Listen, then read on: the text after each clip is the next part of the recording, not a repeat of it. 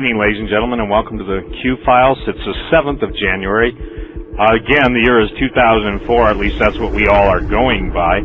Tonight we're going to talk about some big numbers, trillions and quadrillions, and I think you're going to be amazed by how much intervention is going on in the world's financial system to keep the good ship LOLLIPOP afloat.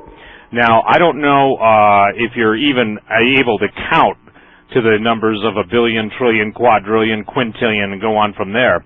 But if you want to go to my website, stevequayle.com, and click on the Money Matters, at the very top of the Money Matters, there's a whole section that I'll be kind of referencing and giving you illustrations from tonight on how much money, truly, $1 trillion is.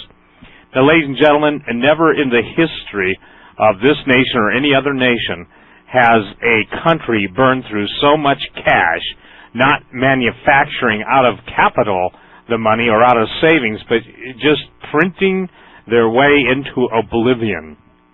So I want to, get to some of the biggest news out there, and it all centers around money tonight. But before I do, I want you to know that I received a call from somebody who's in charge of FedEx security at a major airport. This was given to me almost, let's say, 15 minutes ago as I was preparing for the show. He said, Steve, all FedEx planes have gone on super heightened alert against hijackings and against, listen to this, you guys, armed assault against aircraft. So this was given to me just moments ago. It came in from the East Coast. I won't even tell you where. I've got to protect these people that give this kind of information. And I said to my friend, I said, what is your take on this? He said, boy, we've not seen this before. Now, ladies and gentlemen, one of the things that absolutely makes me, how should I say this, want to find another brick wall sometimes, and that's, when you beat your head on one and move to the next one, and when you finally run out of 4 walls, the only thing you've got left is the floor, and then if you get a step ladder, the ceiling, then you got to look for a new room. Well, the thing that is strident and just how do I say this? Sometimes I'm cynical, and I apologize to that, but there's no way to deal with mass mind control outside of cynicism sometimes, obviously through prayer and through calling on the living God.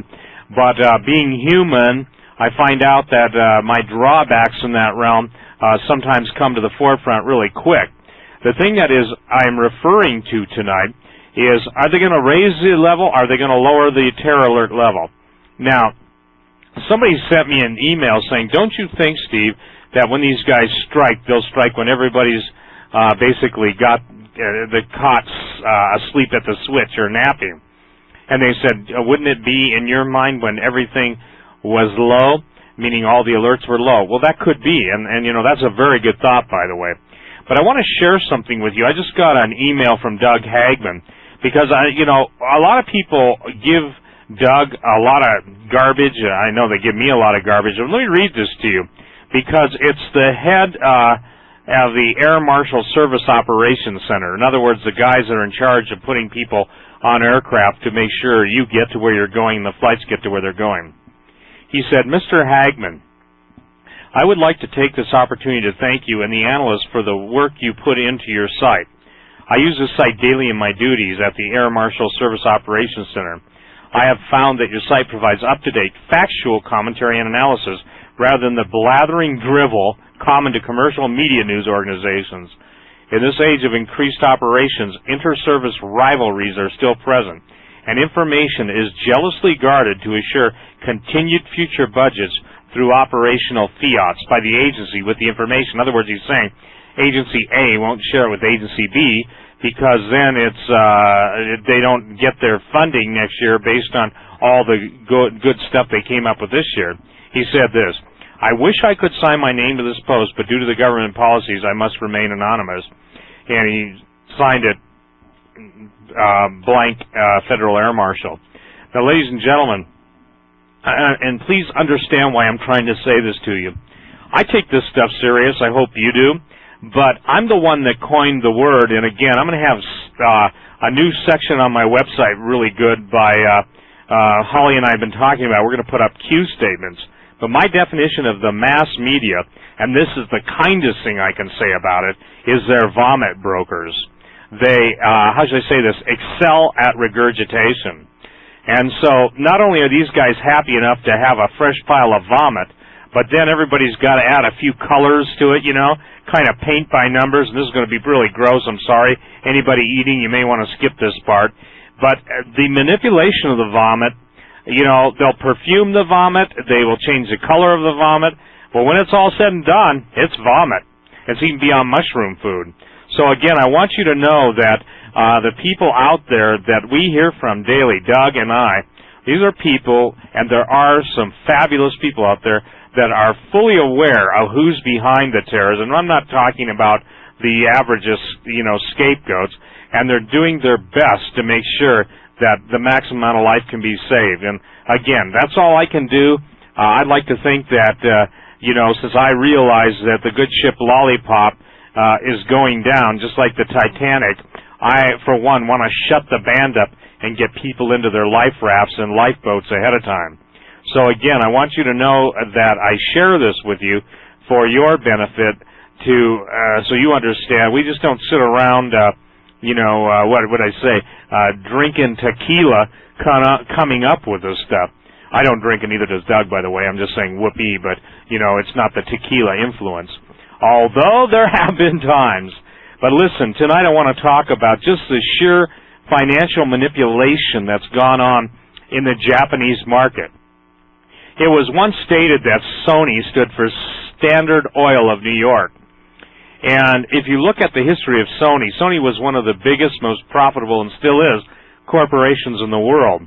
After World War II, big money moved into Japan, and with the Japanese work ethic and some very, very brilliant individuals, after all, we fought them in World War II and knew what they were capable of, the big mega corporations like Sony and Matsushita, and then following everything from Honda, Toyota, Kawasaki, the biggest of the big, they came on the scene in an incredible manner. When the Nikkei Dow, the Japanese stock market, was at 36,000, there was so much money flowing in Japan that people were absolutely ordering drinks with gold dust in them. And I'm talking real gold dust. I'm not talking, gold plating or gold foil.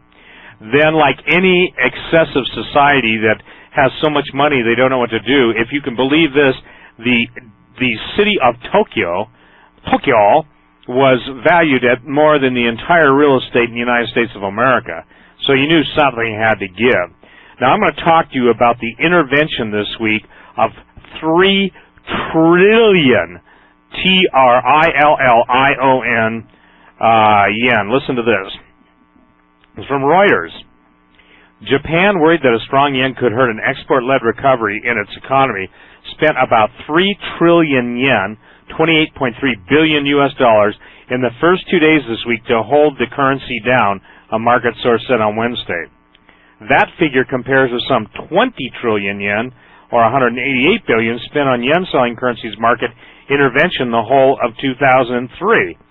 So, just looking at that, everyone, it's amazing that they spent in 2 days what they normally would have spent in 2 months. The source of the Bank of Japan, acting on behalf of the Ministry of Finance, sold about 2.6 trillion yen on Monday. Despite the massive intervention, the dollar-Japanese yen ratio hit a 3-year low of 106 yen later that day. About 400 billion yen was spent on Tuesday when the dollar touched a low of 106.09 yen, according to sources. In late Tokyo trade on Wednesday, the dollar was holding just above the level at around 106.20 yen. The Japanese authorities are thought by some analysts to be desperate to prevent the dollar from falling below 105 yen, since that would trigger heavy option-related selling of the U.S. unit. But traders say it's excuse me. I'm sorry, but traders say it's only a matter of time before the yen breaks 106. In a move to secure more interventions, the Ministry of Finance announced last month that it would raise the borrowing limit on its currency intervention account to 140 trillion yen in the fiscal year starting next April from 79 trillion yen. As a stopgap measure, to avoid a funding crunch before Parliament approves the raising of the borrowing limit, the Ministry has arranged a repo deal with the Bank of Japan in which can get funds by selling foreign bonds to central bank and buying the paper back at a later date. Now, ladies and gentlemen, let me just give you how much a trillion is, and this is on my website.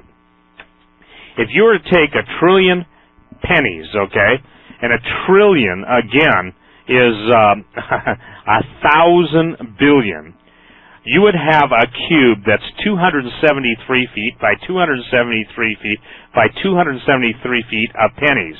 The total weight of those pennies would be, you ready for this? This is an amazing number, 3,125,000 tons. If you stack the pennies on top of each other, they would go to the moon. No pun intended. Actually, 986,426 miles.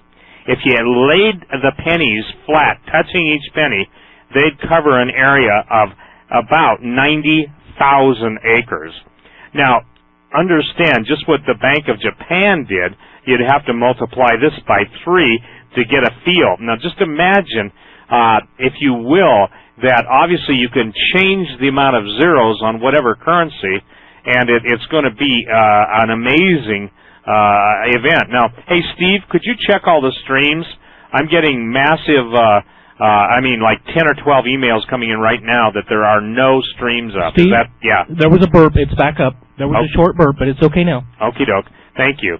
Now, ladies and gentlemen, if we start to talk about trillions and trillions of dollars, if you take the entire value of the United States, everything you and I earn and everything we own, let me say this, that the gross domestic product right now is about around $10 trillion.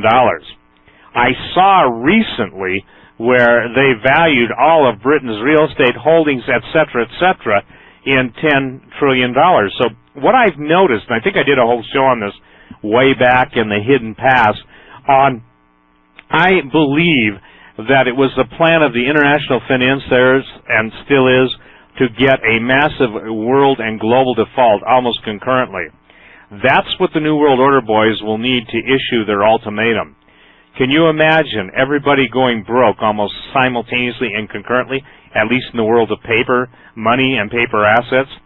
If you understood who owns all your mortgages and my mortgages, our mortgages, I think we'd all basically be real, upset, because in essence, everything that we have value on, the level of debt against it is anywhere from 3 to 10 to 1, not counting derivatives.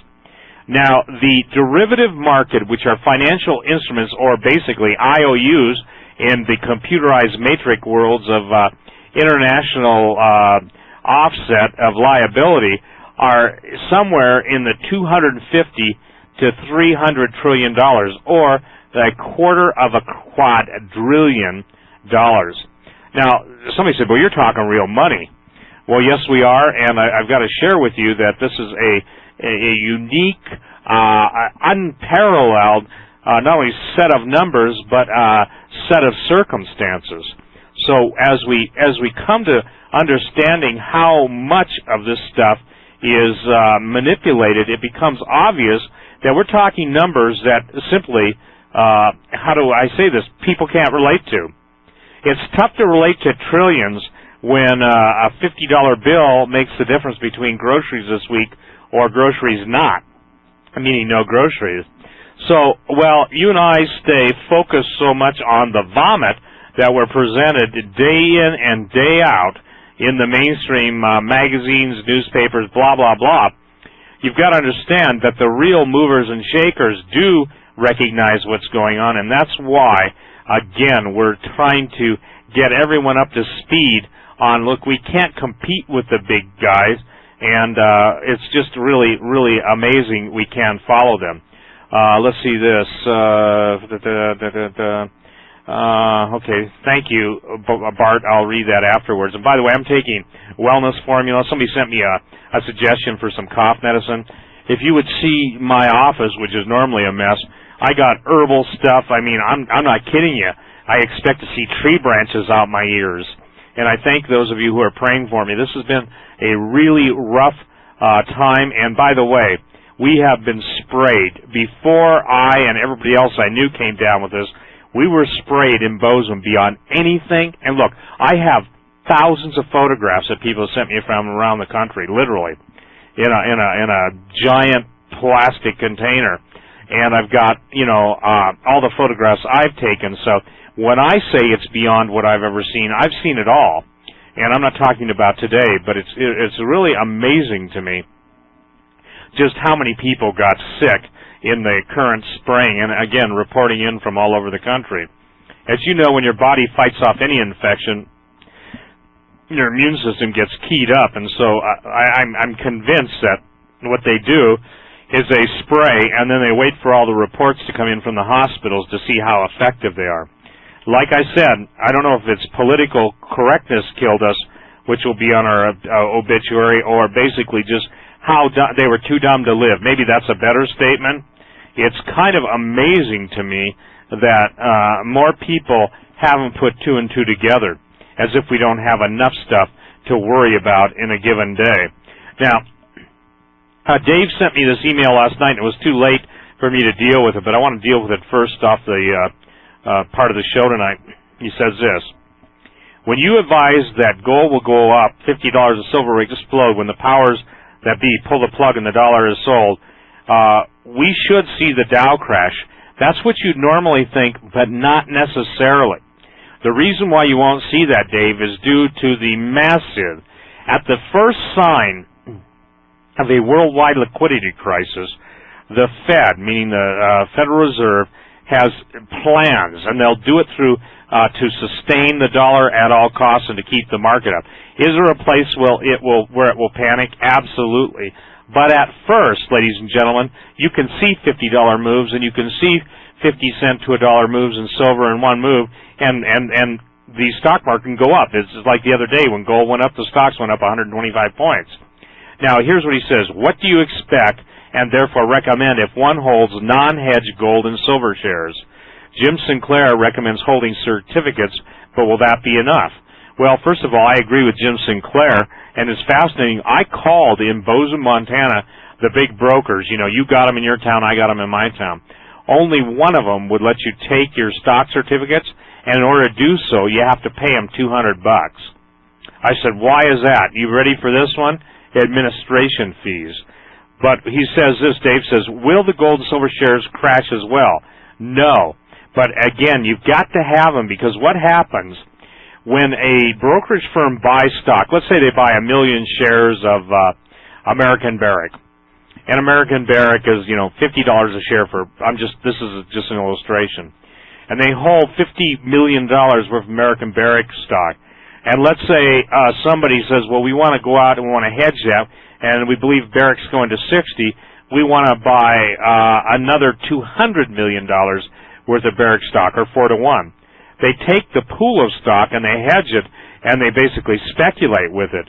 So unless you have the physical shares of stock in your hand, you could literally be smiling one second and crying the next, because if XYZ firm that held your stock goes broke, you've got to jump through some major hoops to get your stock. You've got to verify, and then you've got to understand that the Security Insurance Fund now will only cover, I believe it's moved down to $500,000 of all your stock, because, ladies and gentlemen, a stealth maneuver of horrendous financial Armageddon proportions took place a couple of weeks ago. The people that cover stock portfolios against the sort of thing I'm talking to you about, another thing, basically put a limit, a ceiling of $500,000. Now, that's a lot of money to some people, but to other people, that's pocket change. So I would say this: to me, that was a sheer indication that they're anticipating the meltdown of a lot of brokerage firms. So, let that be your heads up to really get with it. And so I hope I've answered your questions. Here's what I'm telling everybody. Paper, and again, let me share with you. I've got 3 very intelligent women that have made, I would say, intuitive and intelligent decisions to buy the metals when they were much lower. And the three ladies, and by the way, I'm not picking on you men, but the three ladies have done fantastic. They've got to be cumulatively up at least 30%, if not higher. That's not bad in a couple months. And that's at real pricing. So I noticed one thing about all of them. They had paper, but independently, they said, well, we were woken up, we have an uneasy feeling, and they moved. And, you know, this is what I'm trying to tell everyone. You've got to basically pull up your bootstraps, pull up your suspenders if you wear them, or gird yourself up. There's a good biblical term. And you've got to have the ability to say, look, I'm going to do this. I am going to do this. I'm going to get out of harm's way.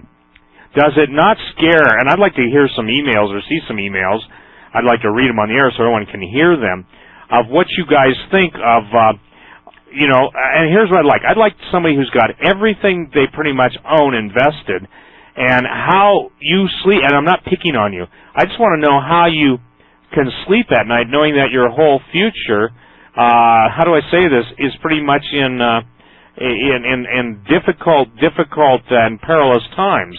Do you understand what I'm saying? Because I have talked to different people, and they say, well, I'm just rolling the dice. Well, I say, listen, wouldn't you rather have it come up 7 than snake eyes?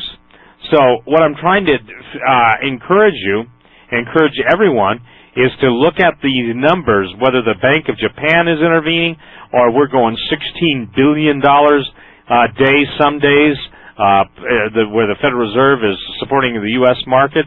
I mean, these are horrendously huge numbers. And again, understand that the globalists know that they have to crash the world in order to bring about a world currency and a world change. How close are we to that? I don't know. But very, very soon, we're all going to know. I'll do this, Walter, when we come back from the break. Walter says, please, just a few words about the safe room filter you have on your website. Thank you.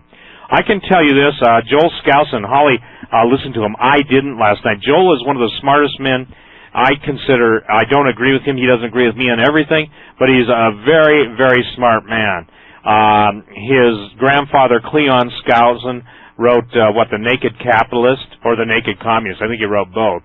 And the thing is that Joel was on George Noory, I believe, last night, talking about just how close we are to a total nuclear decimation, annihilation of the United States. And he blamed, and it's interesting, it was deja vu when Holly told me this, he blamed Russia and China as being behind it, instigating it. Now listen, both Russia and China hold enough U.S. dollars that if they decided to sell the dollar immediately, they could pull it off.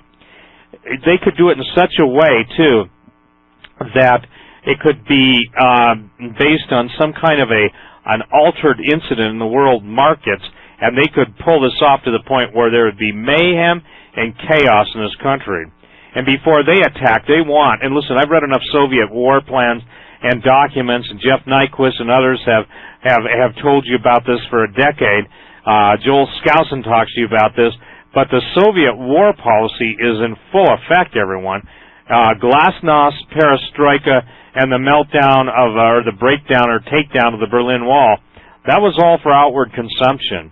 And now they've been able to do, by what I would call treason within our government and financial promiscuity within our Treasury officials, to totally bring us into a place of dependence on them to support our currency.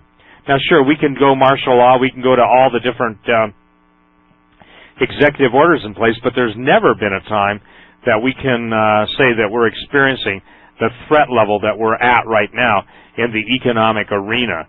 So it's really important. Steve Melching, my producer, just sent me this. Read a new article on rents about Yellowstone. That's the Idaho Observer. What that Idaho Observer article was a lot of mismatch of everything that went out falsely this summer. For the record, ladies and gentlemen, Wyoming and Grand Teton Park is south of the south entrance of Yellowstone, and they had 3 earthquakes, and they had a 5.0 and a couple of 4.0s in pretty close succession. So immediately, people went out and said, oh, Yellowstone's getting ready to blow, and of course, it'll kill everything within 600 miles, blah, blah, blah. Again, understand, I'm in Bozeman. I am 80 miles north of Yellowstone. I know so many people. I have photographed that, and it's not what I know, it's who I know. And the thing is I'm just telling you point blank that this is nothing at this point to be concerned with. Somebody sent me an email, one of my listeners, saying, well, don't you think this is more important than terrorism? No, because it's not the same issue right now.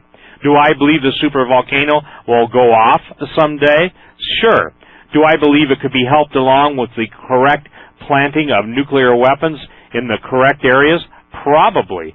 But at this point, everyone, this is just, again, the Idaho Observer is just rehashing a bunch of what I call nonsense stuff. For instance, in that article they were talking about it smells like sulfur. You cannot get away from the smell of sulfur. Trees are dead around the hot pots. Well, that's what makes Yellowstone so unique, since it has 60% of the world's hydrothermal features. And so what I'm saying to you is the only thing going on in Yellowstone is one pompous rear end of a federal judge shut Yellowstone down to snowmobilers and snow coaches, thereby destroying an entire community's livelihood. Thousands of people come to West Yellowstone. Actually, West Yellowstone, Montana, is considered the snow capital I think at one point it was considered the snowmobile capital of the world. And now, because of a pompous rear-end judge who even went over the president's authority, we have no snowmobiles going into Yellowstone unless you go in, I think, in caravans of 8 or 10 escorted by an official guide. And I can share this with you. The animals range outside the park, inside the park. I've snowmobiled in Yellowstone where you can come up on a buffalo and be literally 6 inches away from its butt and just pass them, or, elk along 5 feet away from you. So, the deal is, oh, it's scaring the animals. No. What it is the BS, crap-headed environmentalists, again, just, how should I say this, working their best. It's not enough to kill access to the park or the national park. They've got to destroy the surrounding communities. So that's the only thing going on in Yellowstone that's explosive at this minute. So I just wanted to address that and tell you, again, much more stuff to worry about at this point than that. And I think it's important for you all to just see the nature the nature of the information that comes out to take your minds away from what I would say are the pressing and relevant issues. Now, let me read you a couple more thoughts, and I'll talk about the filter after.